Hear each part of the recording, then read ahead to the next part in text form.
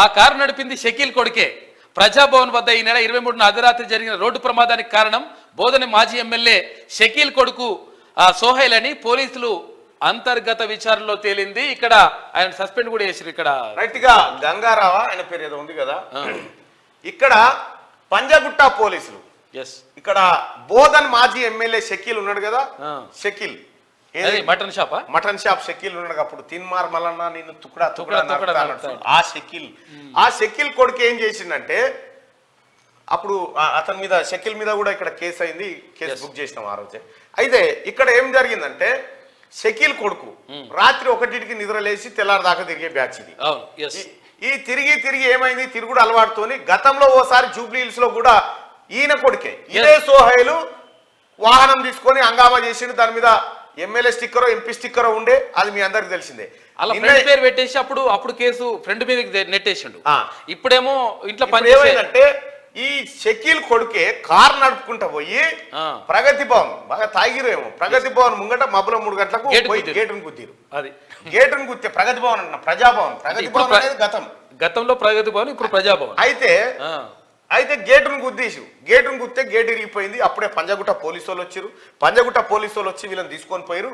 Panjagutta police వాళ్ళకి పోరాడు ఏం చెప్పిండంటే, నేను బోధన్ మాజీ ఎమ్మెల్యే షకీల్ కొడుకునని చెప్పాడు. చెప్పంగానే వాళ్ళ నాయనకు ఫోన్ చేస్తే, ఇక మా పోరాన్ని ఇచ్చిపెట్టు, మా ఇంట్లో పని మనిషిని పంపిస్తున్నా, వాడే కార్ డ్రైవింగ్ నడిపించండి అని చెప్పి వాడి మీద కేసు బుక్ చేయగానే మంచి సార్ అన్నాడు ఆ ఎస్ఐ. ఎవరు సిఐ అనగానే ఇక పని మనిషిని పంపిరు, ఈ పోరాన్ని తీసుకొని పోయారు. అది పోరాన్ని తీసుకొని తప్పు చేసినోడే ఈయన షకీల్ కొడుకు. ఇంట్లో పనిచేసే పోరాన్ని తీసుకొచ్చి నేనే కారు నడిపినా అని చెప్పి వాంతో డ్రామా కట్టించారు. ఇది అంతర్గత విచారణలో తేలింది. తేలిన తర్వాత ఈ సిఐ డ్రామా ఆడితే, ఈ సిఐని డీసీపీ ఎంక్వైరీలో ఇతడు తప్పు చేసిండు, విచారణ తప్పుదో పట్టిస్తుందని సిఐని సస్పెండ్ చేసిండు. అయితే విషయం ఏంటంటే, డీసీపీ గారు అలాగే సిపి గారు, హైదరాబాద్ సిపి గారు ఎవరైతే ఉన్నారో, మీకు ఒక మాట సార్, ఇప్పుడు విచారణను తప్పుదో పట్టించడం నేరమే, ఆధారాలు మాయం చేయాలనుకోవడం నేరమే. మరి ఇటువంటి సందర్భంలో ఓ సస్పెన్షన్ చేస్తే ఎట్లా? అతని మీద పలు సెక్షన్ల మీద కేసులు పెట్టాలి కదా సిఐ మీద. ఆ సిఐ మీద కేసులు పెట్టి ఆ సిఐని కూడా ఆ లిస్టుల జాబితాలో చేర్చాలి కదా.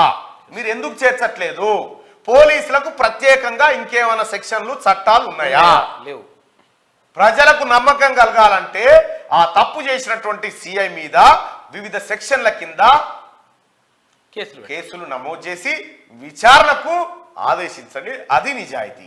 ఈ పోలీస్ ఆయన తప్పు సస్పెన్షన్ అంటే ఏం లేదు. సస్పెన్షన్ 4 రోజులు ఇంటికాడ ఉంటాడు భార్య పిల్లలు. సస్పెన్షన్ అంటే అది ఏంటంటే ప్రమోషన్ లెక్క. భార్య ఎన్ని రోజులు తిరుగుతావు, పో భార్య పిల్లల దగ్గర పో, 3 నెలలు ఎంజాయ్ అయిపో, అదే కథ. దయచేసి ఆ పోలీస్ అధికారి పైన వివిధ సెక్షన్ల కింద కేసులు నమోదు చేయాలి.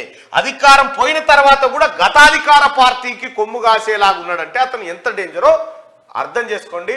సిపి గారు ఆ సిఐ గారి మీద పలు సెక్షన్ల కింద కేసులు నమోదు చేయాల్సిందే. లేకపోతే మరి మేము కూడా కొడతాం సారీ అంటే ఓకేనా? మరి ఏ సెక్షన్లు వర్తించా? అంతే కదా. కాబట్టి అట్లా కాదు.